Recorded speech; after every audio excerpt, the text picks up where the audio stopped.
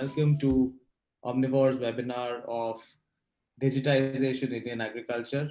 Um, we have a stellar panel today, and pretty exciting and a knowledgeable panel, and enthusiastic participants. I think north of 700 participants today, dialing in from various parts of the globe. So super excited to host this. I would also urge participants to share any questions and comments they may have in the chat box, and we'll try and collectively address as many, if not all, in this hour that we have today. Um, so let's kind of dive straight away in. I'll do a short context setting today, maybe, and then we'll of course start discussions with our panelists.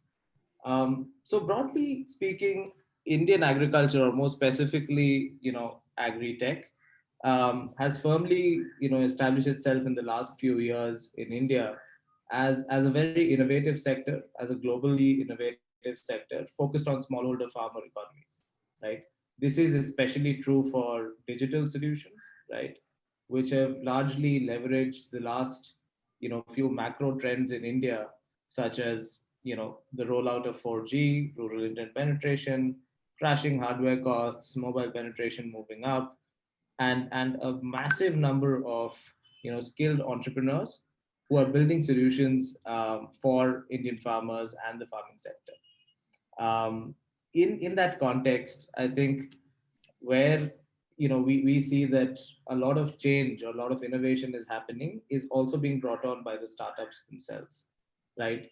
They're playing a very pivotal role of bringing tech to farmers and farming, um, and have been at the harbinger of this innovation. Today in India, the numbers vary, but we have anywhere between 800 to 1,000 agri-tech startups, and most of them, if not all, are using the digital highways which have been built to kind of take their products and services to various stakeholders, whether it's the farmer, um, or other participants in the food and agri value chain, whether it's a trader, a farmer, a processor, and so have you.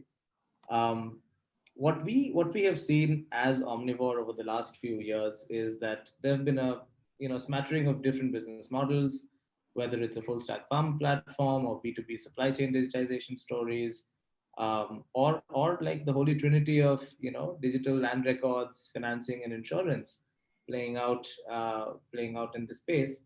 I think what we can safely say is that the sector holds a lot of promise, but which is the right solution, which is the right business model? I think it will be lovely for us to delve into that as we move into today's discussions. So the question that we're trying to address, and hopefully to some success at the end of the hour, is that what are some of the hits and misses? What are some of the pitfalls that we all collectively as ecosystem partners must be careful of while we try and embark on this exciting journey of digitizing this $300 billion industry? Um, so starting straight away, let me direct my first question to Tobias.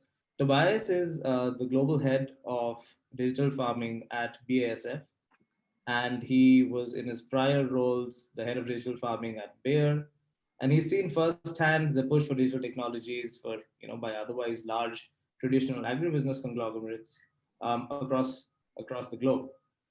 Tobias, thanks so much for joining us today. My question to you is, as a large multinational with interests in different geographies, how do you guys view digital technologies, specifically for farming, and the potential it has for smallholders? And in, for example, in economies like India, and maybe if you could help, elucidate that with some examples, that would be great. Subhadeep, everyone, thank you so much for having me. Especially smallholders are so essential for our global food supplies, and everyone here knows this. So the question we're asking, and here I'm speaking on behalf of BASF, but especially also of Xarvio Digital Farming Solutions, so the digital farming arm of BASF, is that we're saying, how can we enable smallholder farmers do a better job. And I have been a farmer myself, and when I recall those times, I remember to really be a good farmer, it meant that I needed to be a good agronomist and a good entrepreneur. And I believe that's the same for all the smallholders we have around the globe. What I believe we can contribute here with Xarvio products and with other agtech solutions, that to be a good farmer in the future, you don't need to be a good agronomist anymore. It's really great if you're a good entrepreneur. That will make the race. The agronomic part, that can be solved by technology. And I believe that will help us because we will attract new talent to the sector. We will see more growth, more innovation, and that will make us all successful. And we are supporting here with our small part with Xarvio Scouting, where essentially we enable an Indian farmer to simply see and to determine what his crop needs and in which status it is. And here, for me, really important to link out in an ecosystem, to work together with partners, because personal conviction, we will only make this transition to an improved and automated agriculture if we are working together. Great.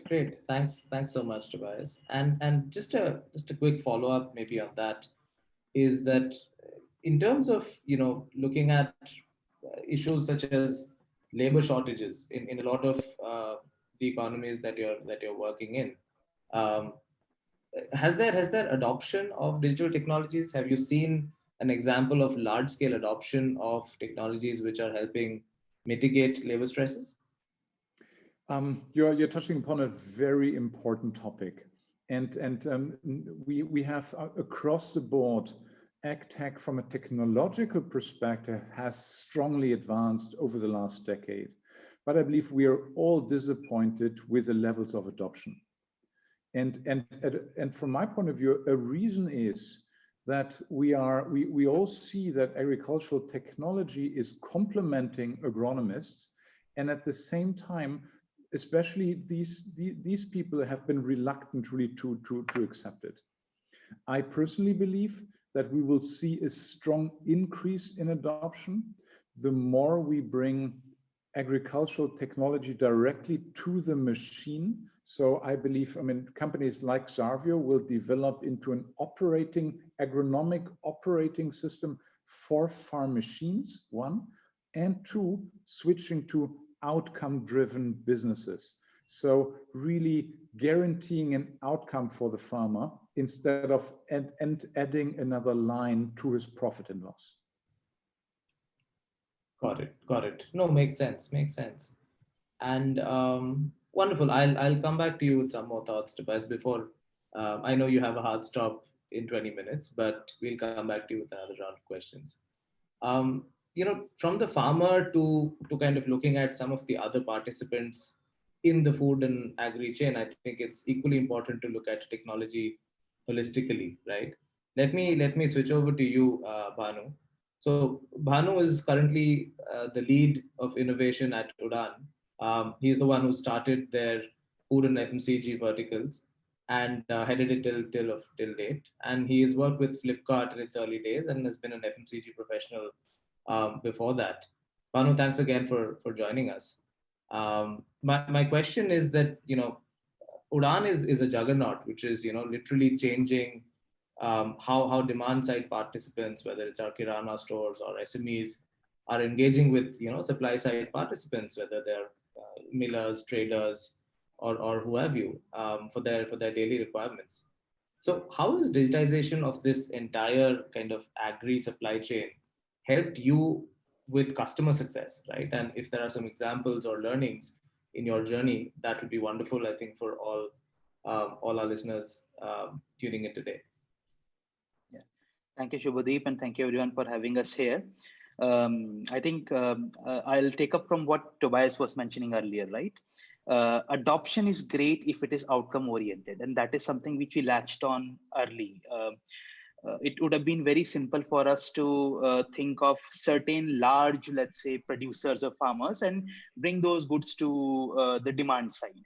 But we created the demand in the first place while trying to think of this entire piece. So I think the entire chain of producers, who is farmers, the processors like millers, and the eventual small medium sellers like kiranas, all of that is a chain of SMEs. They're all small holders in some way. They're all industrious. They are all very entrepreneurial, and they all would adopt technology as long as they see value in it.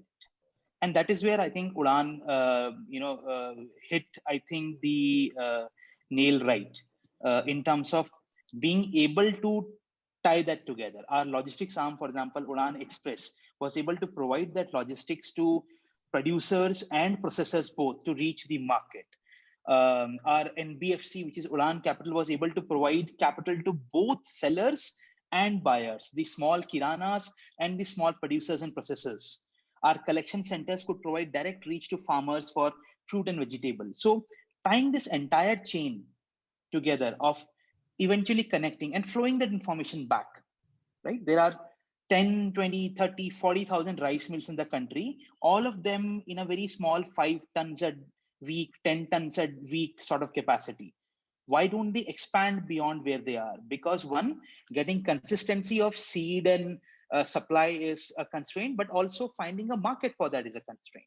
And while there are startups trying to solve for consistency of that backend agriculture, we focused pretty much on giving them a market which could embolden their efforts. That if you have the right quality and price and right consistency of quality, we have the market for you to be able to get there. Our logistics were able to get there faster, increase their cost efficiency, provide them beyond a reach beyond, let's say, 100 kilometers. The diverse reach, the diverse conditions of different crops, the diverse nature of different agriculture in different parts of the country asked for a separate technology answer in every case. And we were able to look at that in that perspective, solve for that unique circumstance, connect the producers or farmers or processors and millers to the eventual kirana, which is mom and pop store, which controls 90% of the retail in the country of the $350 billion food industry, which you just mentioned. So bringing that all together is why I think we have been able to move the way we have been able to move. And today we have 3 million users on the platform for this very reason, because we have been able to provide the arbitrage on information and price for the demand end, and the access to market, the access to capital, the speed to delivery to market for the processor and producers. Producers and processors, that we've been able to shrink with technology. Got it. I think it's a journey. We have made some good start, but a lot to come. Fair enough. It is a journey indeed. And talking of journeys, I think I'll switch to Hemendra, who's been, of course, at the helm of the industry and has seen Indian agri evolve over the last couple of decades. Hemendra is the venture partner at Bharat Fund, and he's also the co-founder of ThinkAg. In his prior avatars, he's been a consultant investment banker and an investor in the space.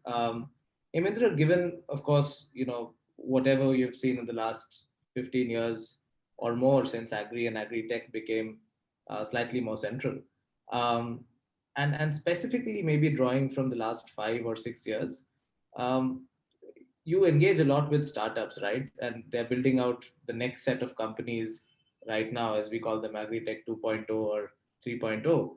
Where do you see some of the empty spaces today, and what roles can startups really fulfill in driving this entire digitization of the agri value chain? Some of your thoughts there would be wonderful to have. Thanks, Subhadeep, and thanks Omnivore team for having me here. Before I go to your question, I'll probably revert to what Tobias said on adoption. It seems like we created the pandemic for adoption to go from X to 5X in rural areas. And of course, I don't have the exact numbers, but I can say I'm positively surprised by the level of adoption of digital tech among farmers, at least in India. And most of the sort of feedback is coming from the startups I work with. The number of UPI transaction, I don't know, X to 7X, X to 5X is happening, right? Number of tractors getting sold on YouTube, humongous. I was looking at new launches in tractors, 1.3 million views day one. I'm sure none of us are looking at tractor launch, right? So most probably is coming from rural areas. So it's definitely more than launch of many fancy SUVs, right? Number of second-hand tractors which are getting sold on YouTube is also phenomenal. No? Each such video attracts 3,000 to 5,000 views. So that's something. Plantix having 1 million farmers to use their app daily to detect pests. I think that's also some number in Indian context, and that number is also growing exponentially.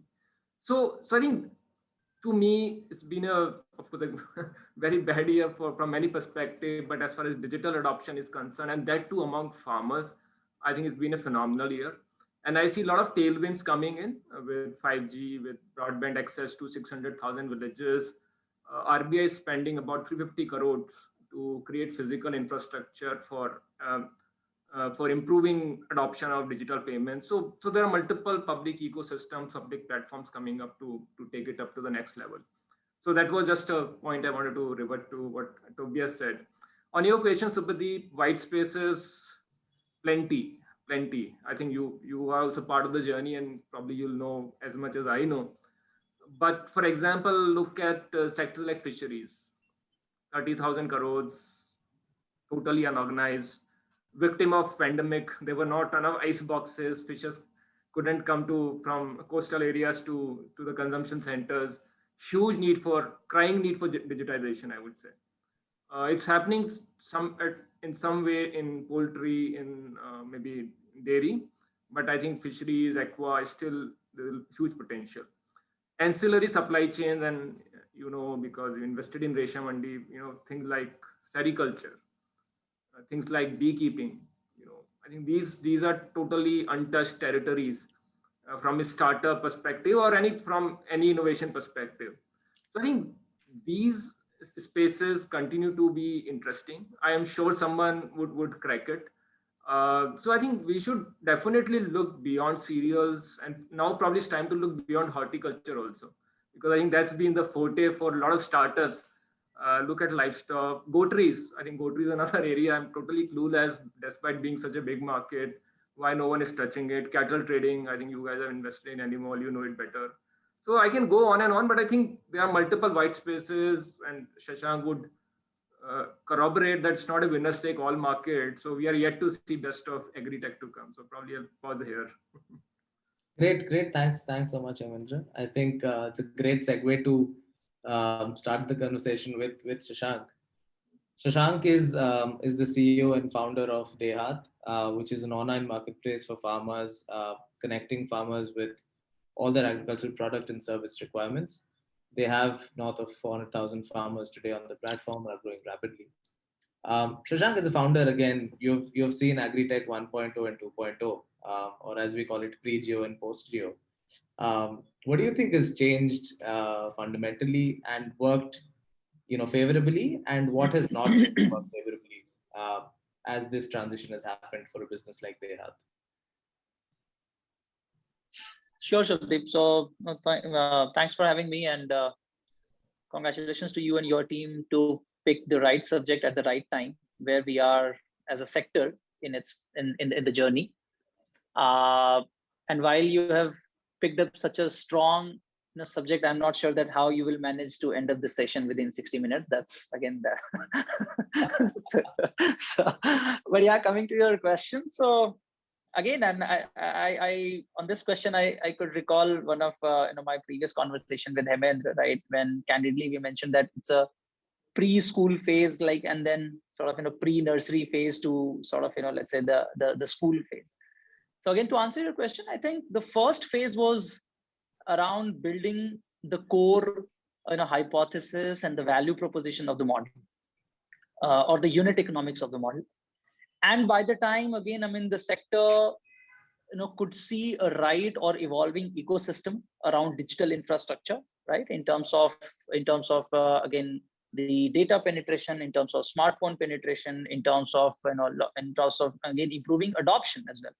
So then there, of course, the 2.0 phase is all about multiplication or replying or replication of your model or the value proposition, right? So, and I think you will see more or less the same journey in case of DeHaat as well, right? When like first initial 5-6 years, in fact, where we were focused more on the ground side, building all the right touch points for farmers. And as you know, or as most of people know, that DeHaat is a full stack platform for farmers, where it's a completely crop agnostic approach or service agnostic approach, right? So first phase was all about understanding the supply chain complexity, right? Because we cannot deny the fact that agri or the core operation, it's highly regionalized, while the overall crux or the type of nature, transaction, behavior, it remains same. But still, as far as digitization is concerned, you will find lots of regional complexity in terms of the vernacular languages, in terms of even trade practices and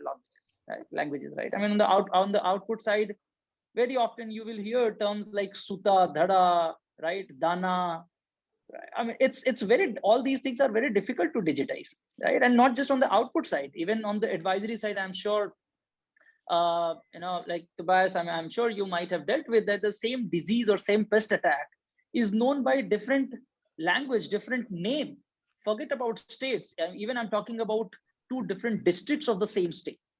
So to answer your question, Subhadeep, I think to anyone, and not just in context of DeHaat, but I think to any agri-tech startup, I think the first phase was all about understanding all these complexity or the regionality.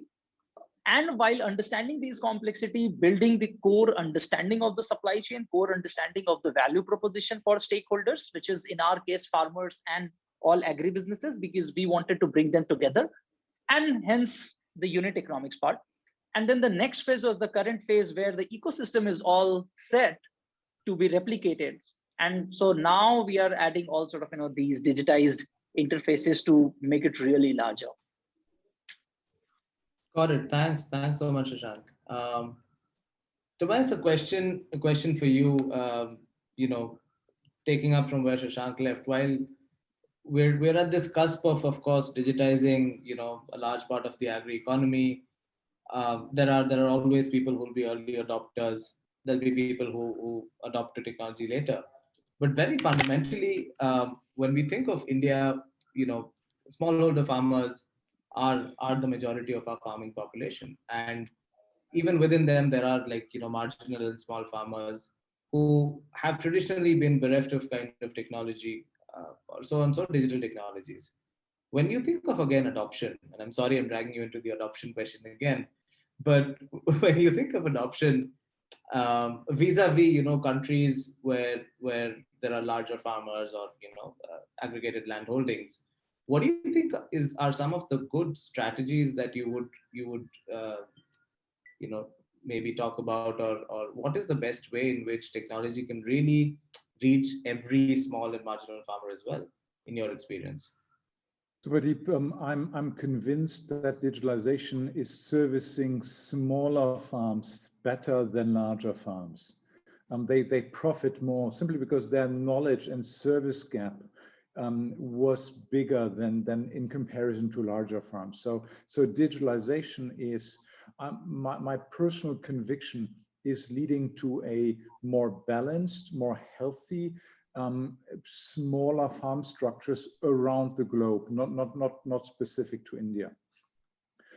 At the same time, all of us here on the call describe the complexity of servicing various different segments of farmers at the same time. We see that we have a segment of farmers really open, embracing technology, open trial and error, and really engaging in new ways of doing business. And we have others who are who decide for themselves that they want really to carry on like probably their parents did. And that's okay. I'm not judging at all. And to me, it is about working closely with those segments of the market who are open for innovation, and at the same time really give our hand permanently and reach out to those who have not yet made that jump. To me, this is really the art, and we do this two ways. First of all, with communicating to all farmers how simple and easy it is to use ours and all other modern digital farming products. Secondly, provide training and education, so to bring more people on the bandwagon. Encourage those who use it already to bring on their neighbors, because no one is more enticing and motivating to me than as if my neighbor tells me that he is really satisfied with a digital product. And maybe lastly, it is of course also about segmenting and focusing our resources on those farmer segments who are more open. And I believe there are standardized ways to do this. So, for example, by looking and analyzing their overall cropping behavior, looking their yield levels and so on, you'll see a strong correlation between healthy, sustainable yields and a more open mindset. And this, I believe, what we are using at Xarvio and what I would recommend everyone else as well. Great, thanks so much. And maybe I'll get in a last question before you leave. In view of this, how do you look at collaboration with companies which are emerging or startups, to help with this dissemination, to help with this building of trust and knowledge with farmers? We believe in open APIs. We believe in collaboration. We believe in an ecosystem approach, and this ecosystem will look different for each farmer, for sure, for each farmer segment. And here we have very much a culture of openness, experimentation, and collaboration. Because, say, to me, I have been a farmer myself. I want to make a choice who is part of my ecosystem, and I don't like it if one of my partners is excluding exactly those guys who I love and to whom I built a trusted relationship already. So that is guiding our thinking. And at the same time, very much appreciate the innovative power of young companies. I believe, the more mature we get as a company, the more we can learn on the innovation front. At the same time, really also scaling, delivering a consistent, high quality service to 10,000 farmers is simple. Do the same for 10 million or for 100 million, that's the challenge. And I believe here we can our strength, and this is what we are offering to partners. Got it. Thanks so much, Tobias. Guys, I would love really to carry on with you. I know everyone, Tobias has a hard stop and he has to excuse himself. So we'll continue with the discussion and we'll send you a recording of this, of what you missed. Thanks so much again for joining. Have a great day. Thank you very much for having me, guys. Bhanu, I had a question for you, in fact, from the audience, right? And I think you'd be best suited to respond to it. Could you share some thoughts around how, in a market as volatile as agriculture, where you're dealing with, fluctuating prices, even at, various levels, whether it's a market or it's a processor or what have you, how does risk mitigation work, right? How do you, does hedging work or not? How does an organization or how do you make prices, slightly more smooth? Are there ways and means to do that? And have you guys learned and experimented with something here or not? Fair enough. Thanks for the question, Subhadeep. You're almost always trying to improve on an existing version of something, right? So how does the existing version work? There is a mandi where there are, let's say, about 1,000 retailers, 1,000 wholesalers / millers, and a kirana guy goes there to go around, talk to 10 shops for rice, certain variant of rice, 5 shops for pulses, and then he exhausts his physical abilities and decides to buy a certain thing at a certain price and spends about half a day does it. Then tries to get a logistics for it to deliver it to his shop, which may be 30, 40, 50 kilometers away from that mandi or wholesale mandi or agricultural mandi in that city, over either today or tomorrow. Now, Udaan has about 30,000 sellers, right? Of which a lot he would already know, and some he would, bring about. So what Udaan does for the seller is, it makes it, what was physically impossible for him to do, to touch across X many points a certain price or a certain price quality combination. Udaan enables that digitally for him.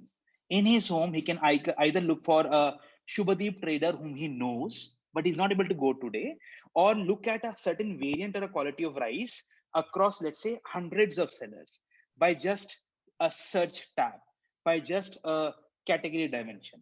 Now, there is always fluctuations in the market, but the problem is not fluctuation. The problem is information arbitrage.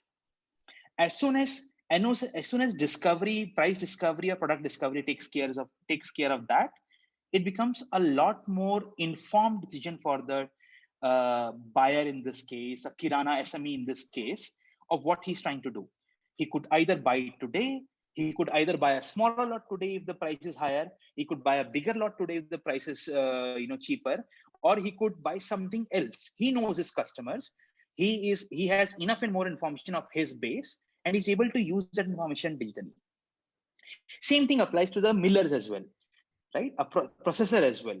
They have been trying to send trucks and trucks of goods 200, 300 kilometers away to a large metro city, which then acts as a distribution point via different agents for the last decades. But do they get the feedback ever back on what is working, what is not working? See, we all know, right? Every week there is slight variation in his produce, because he's somehow managing to pull together the paddy for it, let's say, or the wheat for it, let's say. The information flows back to him, and it becomes so much easier for him to then say, okay, this worked for him. If there's a rice mill in Raichur, getting access to 40,000 buyers or kiranas in Bangalore, it is phenomenal for him. If there's a rice mill in East Godavari or Karnal, if there is somebody selling sharbati wheat from X place to a miller to Y place, and then to a city, this information arbitrage is what internet helps you solve for. So no, we cannot really, we have to live with the fact that it is a heavily dependent market on everything which happens for the output to be consistent or not consistent. But we help solving the information arbitrage. We help squeezing the timelines. We help the eventual buyer buy in smaller lots. We help the processor plan bigger and have the confidence, because he knows he can sell his produce and he has access to a market which he earlier did not have. So I think that has been the key benefit of what we have done. The platform which was able to connect the processors or the farmers in the case of fresh fruits, vegetable, etc., to the eventual sellers, kiranas, mom and pop stores, which eventually know what is going to sell at what price and can possibly maneuver a little bit for their consumers. Right? That's the answer. No, I think that's very interesting to kind of, that framework was very interesting, Bhanu. Thanks for that. And then moving into some of the other kind of, feedback that we're getting right now from the audience. Hemendra, one thing, specifically, I think, which I'd love to ask is that we missed upon talking about the affordability of digital solutions, right? That is, of course, one of the major challenges when it comes to adoption, that who's really going to pay for it? Is it the farmer? Is it somebody else? What have been some of the business models that you've seen where farmers typically have not borne the cost maybe of the technology, but have used it, but somebody else in the supply chain kind of bears the cost? Would there be any examples which come to mind? That would be lovely to kind of. Subhadeep, there are many. In fact, a lot of digital solution as they exist in the market continue to be B2B2F, and there's the middle B which is paying for it, but the F is benefiting out of it, right? Sure. And to me, the biggest use case is essentially in building access or institutional credit to farmers. I think, again, I won't say it has scaled to an extent where we can call it a success, but there are some elements of it which is working. And I won't say the whole lending to farmer can be digitalized end to end. At least for now, it doesn't look like that. At least farmer onboarding and loan recovery will have a strong physical component. But when it comes to, let's say, credit scoring of farmers using the credit history, all the alternate data, I think that's where it's kind of working.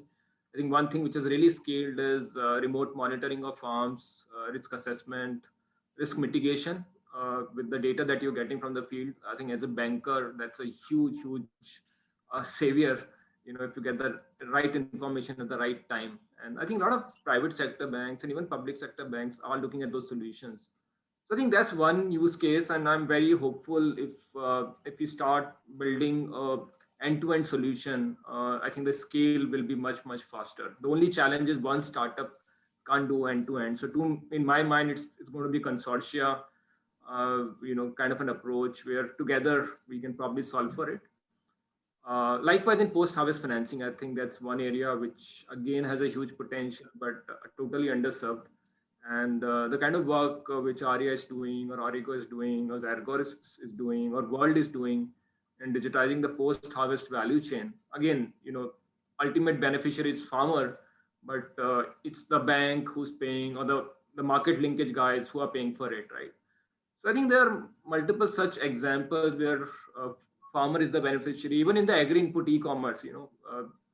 I think a lot of input suppliers are adopting this solution as a matter of collecting data and synthesizing that data to build advisory for the farmer. And on the back of it, they're selling products to the farmer. But the one big value proposition for the farmer is optimization of input costs, right? I think that's a big sort of saving, maybe 10,000 rupees a hectare per season. I think that's quite a lot.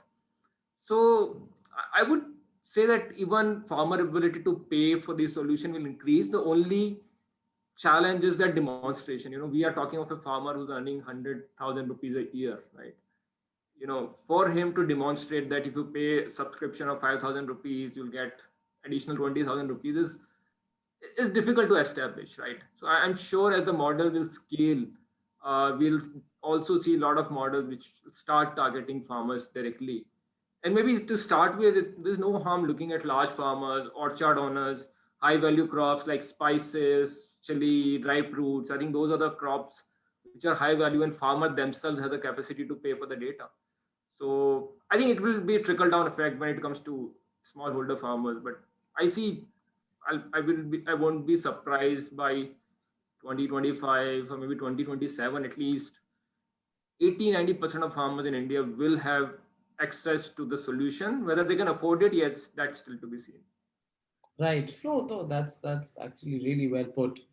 And yes, there are many more such kind of examples where the cost of the tech per se is bought by typically somebody in the trade channel, right? Somebody who's either a processor or a buyer later on. Shashank, coming to you on this one, you guys are at the intersection of almost all the transactions which a farmer typically does for their business. A question which was emerging from some of the audiences that who really kind of takes responsibility of the quality of the produce, or even let's say the quality of the inputs which the farmer gets, and how can really trust be built in this system, and is there a way where technology plays a role there, or is it just a function of more scale and more number of years spent? What have been some of your thoughts and learnings there? Sure. So in our case, to some extent, it's us as platform, whether it's input or output. When you talk about output, so the risk of quantity as well as quality. When you talk about input, then the risk of quality in terms of your percentage germination or the product performance during infestation and all those things. And I think that's where, as a platform, the responsibility is pretty high, right? It's not just about passing on the information. And considering that most of the farmers in India are small, right? I mean, and not just from technology adoption point of view, right? From any adoptions perspective, not just technology, even from business models adoption perspective, right? So that's why in our case, I think initially the business was built where we learned that just this information exchange is not going to work, right? You will have to take pain as well. You'll have to take pain of last mile. Just passing on information to Cargill or maybe ITC or maybe anyone, right? That, hey, so in this area, 1,000 ton of chili or corn is available. That's not going to help. Versus if you can take the pain of last mile in terms of aggregation and to sort of, some sort of, assurance of quality, then probably they will also be ready to take and ready to, walk an extra mile. And instead of asking you to deliver at their factory gate, probably they may send their truck, right? Something what, Bhanu was mentioning as well. Similar, same is true for input. And again, so then the problem comes that when you are dealing with thousands of SKUs of input, when you're dealing with hundreds of agri commodities, then how these things can be done? And that's where digitization comes into the picture. And of course, I mean, as we all believe that at the time of digitization, you create a lot of data points, you generate a lot of information.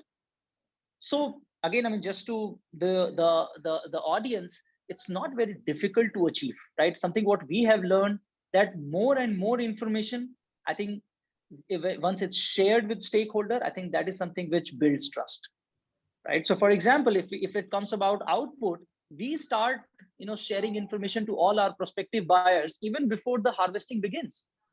That, hey, so in this region, this much acreage of this crop is available, this variety is available, this is the likely harvesting schedule, harvesting is going to start in next few days, this is the likely quality, this is the, all these information, basically it gives them enough confidence that, hey, so now at the end of the journey, when we will be talking about quality, that is something which will be reliable because they have lots of other information.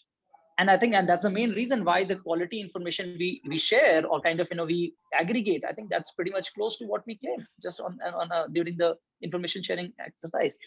The same is true for input as well. But yes, I think few things are proportional to scale. At the same time, when you are talking about business, you can't take all the risk. That's why kind of but at scale, I mean, you manage some sort of stock return thing with your suppliers, right? I mean, at the same time, in case of output, if the quality is up and down, then probably you may have any other buyers to do that. But yes, long story short, while kind of like the base is lots of information which is always available to our stakeholder, whether it's input companies or output buyers, but the last mile pain is something what DeHaat takes as well. And that is the reason why the adoption or sort of gestation period in terms of business model adoption, that's not so long in our case. And probably to just a quick answer to your previous question, that yes, I mean, in our solution, while we are working with farmers for input, output, advisory in a highly kind of exhaustive way throughout the season, round the year for all crops, whether it's staples, pulses, or horticulture, we don't expect farmers to pay us for advisory, right? I mean, in fact, now even we are in a position to digitize the land parcel and to provide them even customized advisory as per the land parcel, but still we don't intend to charge them. We believe that like this is something which is not fair. But yes, I mean, the whole crux of digitization is to bring efficiency in the entire value chain, and that's why we all are working. On the output side, 40% post-harvest loss. On the input side, 35% of local and spurious brand penetration. That's where I think the businesses basically can survive instead of expecting farmers to pay. This is what kind of DeHaat believes. No, that's a fantastic example, Shashank. In fact, in terms of been involved with the kind of tech that you guys are building and the ability for us to go really pinpoint at a field level, that is indeed exciting. Bhanu, a question emerges that when we are looking at this multi-dimensional problem, so many commodities, so many categories, and then there are perishability involved, factors of logistics, supply chain, inventory losses, etc. Do we think that like a one solution fit all works? For example, even within, let's say, a category like a fruit, right? Would you treat a mango the same as any other fruit? Does if you're doing something which is set for basmati, does that work for other paddy as well? How does one really create tech structures in such a very diverse market? I think that is one of the questions which I'm repeatedly getting. So I think interesting point, Subhadeep. I think we knew early on that we at Udaan wanted to work across the board, right? We wanted to be a platform which could cater to multiple categories. And while we are here talking about agriculture today and food products today, which is about 60% of Udaan's base, there is clothing, there is electronics, and there is a lot more outside of this particular conversation which Udaan handles, right? But yeah, I think the simple answer is one size fits all obviously doesn't work, right?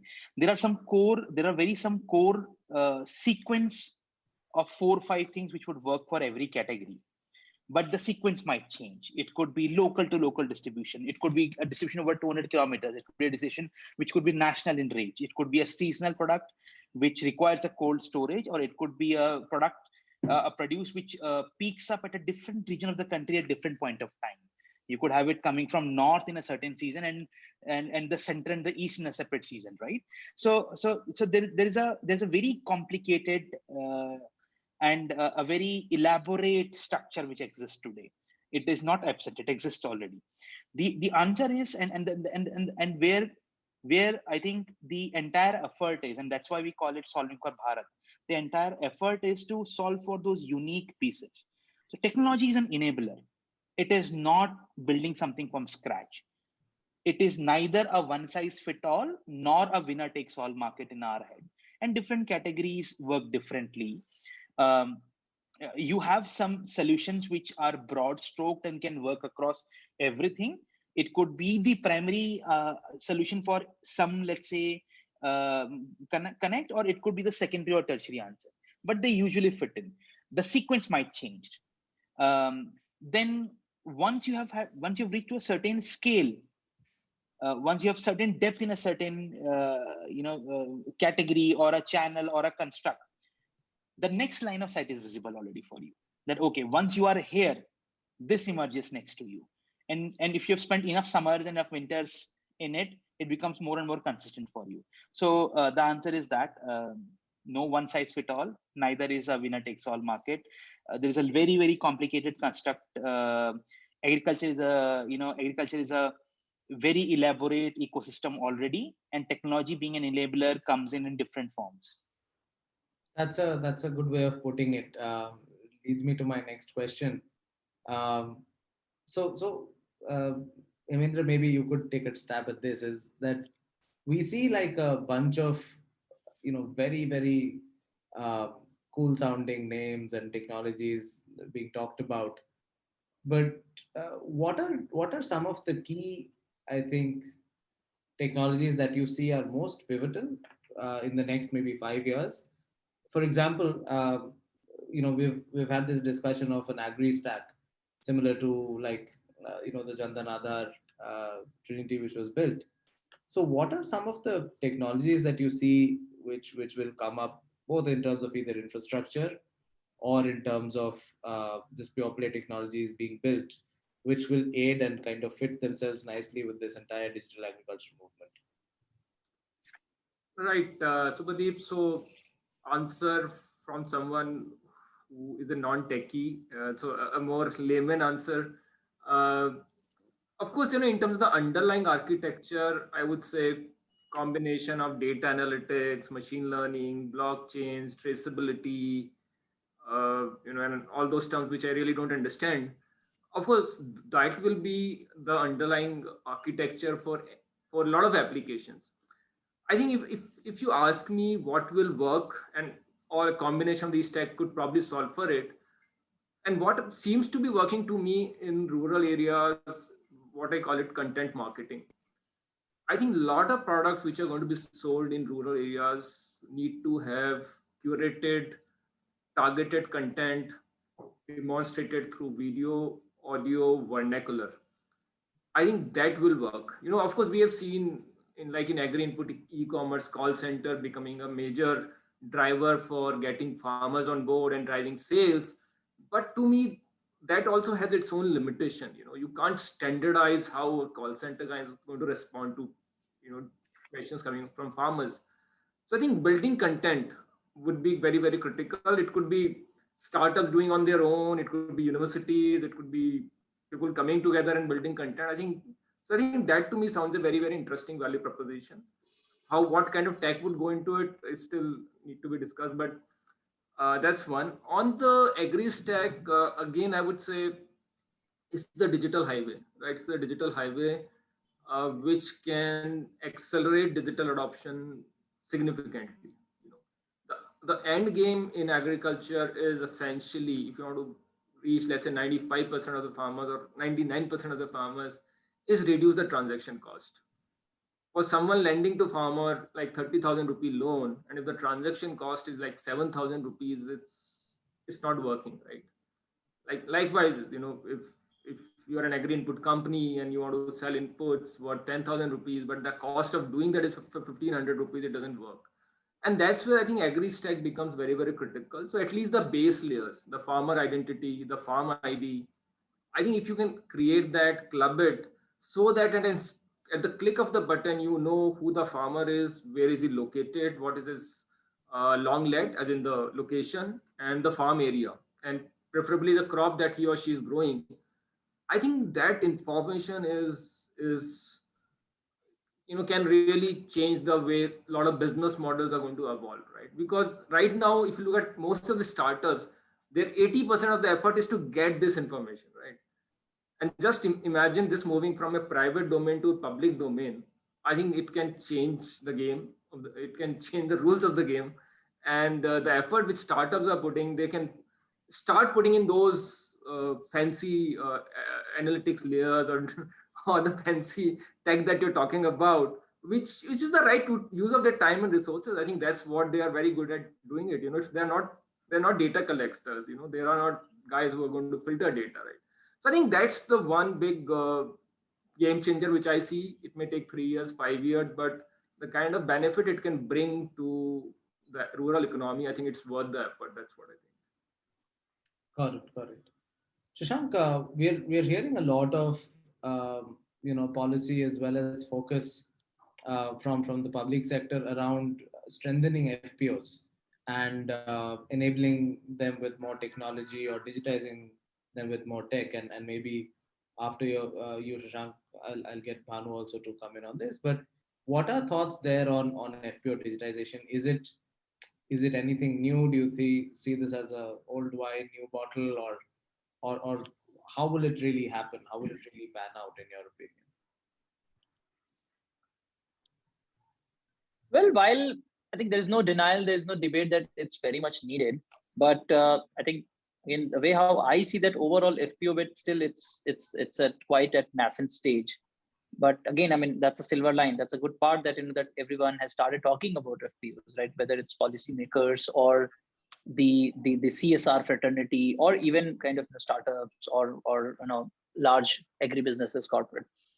But yeah, as far as I think the digitization of FPO is concerned, I think that is something which definitely makes sense. For the simple reason is because India is a country where you have 80% farmers are small, and small is not just the right way to define, right? I mean, because average land holding is 1 to 2 hectare, but even this small 1 to 2 hectare of land is available in 3 different land parcels. As for government record, you have 142 million farmers, and you have more than 350 million individual land parcels. While again, I mean, farmers and their land parcels are, again, I mean, not yet digitized, or even if digitized, then not accessible to different stakeholders. That's a different debate. But the long story short, I think the sector has got a long tail. Direct access to farmer is the common problem for all agribusinesses, whether it's import or output or insurance or lending, machinery, tractor, whatever. So then when the direct access to farmer is the problem, so then probably FPO is nothing. It's just a sort of, it's a way of last mile aggregation, right? So I think that's an optimistic approach that maybe down the line, I mean, FPO essentially being, a cluster, a group of 400, 500 like-minded, transaction-oriented farmers are available. And then that is not just something which is going to solve the problem unless and until those FPOs are not digitized. I think getting access to FPO, then the entire purpose will get defeated. For example, I think as on date, who are forming those FPOs, right? Mostly voluntary organizations, right? And forget about digitization, right? Even with a good spirit, if you if you try to get in touch with FPOs, that's very difficult, let me tell you. That's very difficult, right? Sometimes those voluntary organizations or the POPI, they will start feeling insecure because of no reason. Okay, and at the same time, in fact, without, and you don't have any prior information that what is the strength or weaknesses of FPOs, right? Whether the FPO is relevant for you or your business or subsector or not. So probably the digitization of FPO, it will create a good filter, and it will help the FPOs, it will help the farmers as well, right? Because they will have much wider access. I mean, not just being dependent upon one or two promoting organization, or right. I mean, they will have much wider access. So that is something which definitely makes sense. But yeah, as I said earlier, that I think the FPO formation as on date, I think that is something which is the larger mandate. I'm sure the next mandate will be the digitization of FPO. Fair enough. So Fair enough. yeah. Great. Bhanu, if I could switch to you for some last comments. Just one simple thing. Amidst all this boom for digitization, where do you see a red flag, if any? Okay, so Subhadeep, I think we have been blessed in that way that we have had, even we were just talking about pandemic right now, right? The adoption of technology for us has actually been phenomenal in the last 1 year, right? The resilience of the kiranas came to the fore like never before. And the adoption of technology also increased for them, because it was actually the logistics sector of the country which was somewhere struggling for a few months in between. And it was platform like us, which to some extent were able to, cover that gap for our kiranas or our buyers who are buying from them. So for us, a lot of positive momentum has come in different times of points of time. We were talking about, I've learned this from you guys, that you call the agri 1.0 and 2.0 predominantly a GeoPDM post, right? So for us, there have been phenomenally so many such things like this. This was one of them. GST was second, right? The way it has stabilized the markets across the board has been phenomenal for us. So we've been blessed that way, that what we've realized is the different stakeholders in the ecosystem, if you can identify their inefficiency which they are working with, and you can introduce technology to solve for it, whether it is capital, which Hemendra was mentioning, and we found that the adoption of Udaan capital, it could be with the sellers or the aggregators or the processors or actually the kiranas, or whether it is the adoption of Udaan logistics, Udaan Express, which was able to provide it either intercity or intracity. So we have been blessed in that manner that we were able to solve for those inefficiencies for every leg of it. And I think it has worked for us brilliantly. We are very, very hopeful, very, very bullish on this. It could be just our DNA that we don't really worry about the red flags too much. Obviously, we are cognizant of what could go wrong, but it has we've been on a good journey, touch wood, so far. So for us, it's an overwhelming positive and a very bullish thought of what the next 5 years could be for us. Subhadeep, if I can just point out I was just coming to you. red flag, which I think I should raise. I think to me, the biggest red flag that I see in this whole data game and digitalization is the fairness with which this data is being used. If I'm a bank, if I'm a startup, probably with each data point, I'm earning $10 and I'm creating a value for myself, maybe $100, right? But does that mean $10 to the farmer in terms of extra income or saving? I think we still need to answer that question. I don't see a straight to answer right now, and I think it's more than the privacy concern to me. Right. Is the data used fair for the stakeholders who are either providing it or who are using it? Right.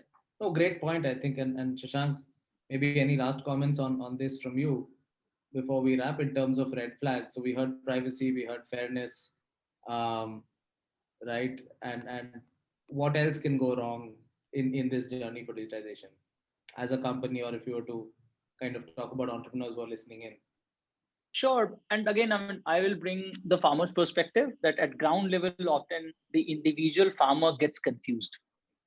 that whom to deal with, which is the right channel, who are the right people to deal with, right? So, and of course, I mean, while currently all those available channels closer to farmers are physical, right? I just hope and wish that, that again, I mean, we should not create again multiple digital channels in front of farmers down the line, right? Because then nothing will change, only the interface will change. So I think the Netflix is I would say the integration, because that is the I think biggest power of digitization, right? Because of digitization, you can collaborate, you can integrate, right? While as on date, all of us building our own independent, digital solution. So my worry is again integration and just changing the kind of wall with different paint. That's it. That's fantastic. And with that, I'm cognizant of the time and other commitments which you guys have. Just to kind of quickly conclude in a minute is that I think the long story that we can capture here today is that yes, Indian agri is very much on its way into digitization. Currently, there is no one method which fits all. There are various models. There'll be various different companies with different approaches, and there is no one who can be proven right or wrong. So the encouragement to entrepreneurs is to kind of go out there and find your own fit. At the same time, I think the need for us to collaborate more with each other, whether it's at a regulatory level or at an individual company to company level, I think that will actually enable us to not duplicate a lot of the work which others are doing, and maybe see digitization sooner than later. So with that, I'd really like to thank all of you guys again, Hemendra, Bhanu, Shashank, and Tobias for earlier joining in, and to everyone who's been attending. Thank you for joining in and have a great day. Thank you. Thanks, Thank you. Subhadeep. Thanks, everyone. Thanks everyone. Thank you.